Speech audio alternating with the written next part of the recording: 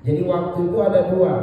Waktu yang memetakan manusia menjadi kelompok umur atau kelompok usia, dan waktu yang manusia hidup di dalamnya.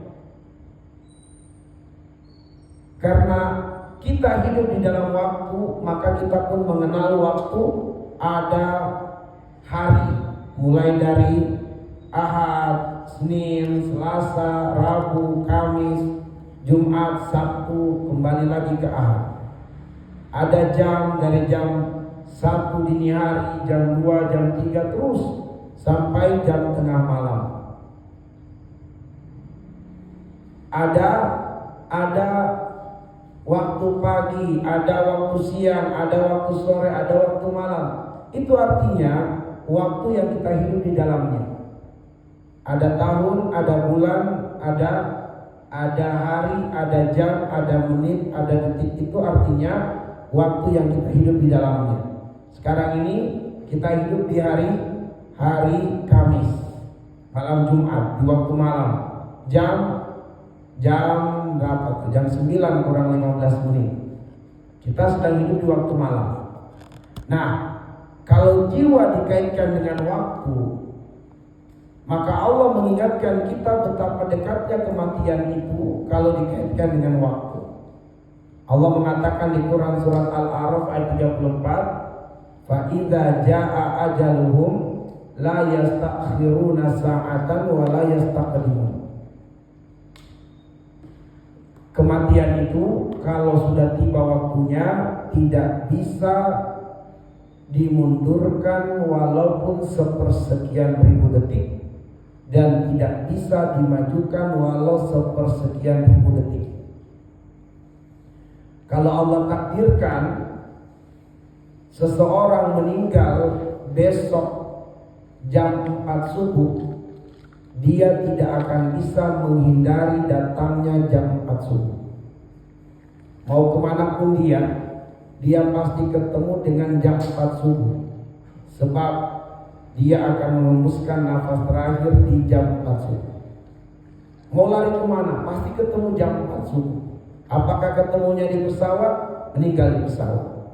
Apakah ketemunya di rumah sakit? Meninggal di rumah sakit. Apakah ketemunya di lapangan? Meninggal di lapangan. Ketemunya di restoran? Meninggal di restoran. Ketemunya di masjid jam 4 subuh? Meninggal dia di masjid. Gak ada yang bisa menghindari datangnya waktu kematian. Dan waktu kematian itu tepat, tidak akan meleset walau sepersekian ribu detik. Ya. Kita saja yang belum tahu kapan nih kematian terjadi pada diri kita, hari apa, jam berapa, tahun keberapa, bulan keberapa, kita nggak tahu. Tapi bisa saja semenit ke depan kematian terjadi pada manusia. Ya. Dikaitkan dengan sikon, dikaitkan dengan situasi dan kondisi. Apa kata Allah?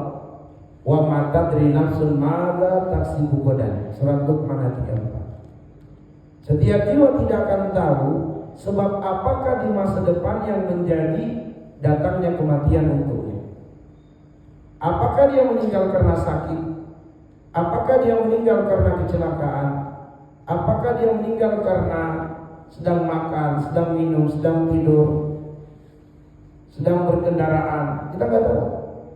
Yang pasti bahwa situasi kondisi apapun yang sedang terjadi pada diri kita itu bisa menjadi sebab datangnya kematian.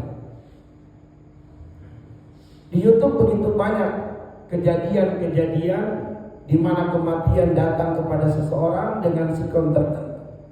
Ada yang sedang bernyanyi, datang kematian. Ada yang sedang tertawa terbahak-bahak, meninggal. Ada yang sedang bermain bersama cucu, digendong cucunya, meninggal. Ada yang sedang mengelus-elus anaknya, meninggal dunia. Ya. Ipar saya sedang bercerita dengan istrinya, tiba-tiba mengatakan, "Ma, kok dada saya sakit?" Ya, dia mengatakan, "Gak apa-apa sini, didiamkan aja." Didiamkan. Tiba-tiba jam 12 malam semakin terasa sakit dadanya. Kok saya gak kuat nih menahan dada sakit. Ayo ke rumah sakit. Ternyata meninggal di rumah sakit. masih ngobrol dengan istri, santai di jalan juga masih ngobrol, bahkan menuju ke IGD masih ngobrol. Nah ketika di IGD diperiksa, disitulah dia menghembuskan nafas terakhir. Ya. Kita nggak tahu sebab apa yang membuat kita meninggal dunia. Ada yang meninggal dunia sedang akad nikah, ada. Ya. Nah, Allah cuma mengatakan wa ma tadri nafsun madza taksibu ghadan. Tidak ada yang tahu sebab apa yang membuat kematian terjadi padanya. Hanya saja jangan sampai kematian terjadi kita bermaksiat kepada Allah. Ya.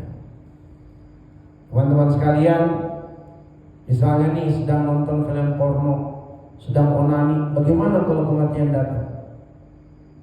Nauzubillah min dzalik. Sedang mencuri, tiba-tiba kematian datang, bagaimana jadinya dia itu dengan kematian itu? Sedang main judi, tiba-tiba kematian datang, nauzubillah. Ya. Sedang bertengkar dengan orang tua, melawan orang tua, meninggal, belum sempat minta maaf dengan orang tuanya, meninggal dunia, nauzubillah. Dan juga kematian dikaitkan dengan tempat. Allah mengatakan wa ma tadri nafsun bi ayyi ardin tamut. Setiap jiwa tidak akan pernah tahu di bumi mana dia menghembuskan nafas terakhir. Gak ada yang tahu. Ya, kita meninggal di mana kita nggak tahu. Baginda Nabi Shallallahu Alaihi Wasallam mengabarkan kepada kita dalam hadis riwayat Imam At-Tirmizi. Kata beliau, "Idza aradallahu qabda 'abdin bi ardin, ja'ala lahu hajatan ilaiha." Kalau Allah berkehendak mencabut nyawa seseorang di suatu tempat, Allah pasti menjadikan orang itu punya kepentingan untuk datang di tempat di mana ruhnya akan dicabut. Ya. Kalau Allah takdirkan ruh kita dicabut di rumah sakit, pasti kita punya kepentingan untuk datang di rumah sakit. Apakah kita sebagai pasiennya ataukah kita sedang membesuk orang sakit? Yang pasti kita tiba di rumah sakit, disitulah roh kita dicabut. Ya. Kakak ipar saya karena Allah takdirkan kematiannya di rumah sakit, ya dia mesti mendatangi tempat di mana rohnya dicabut, yaitu di rumah sakit.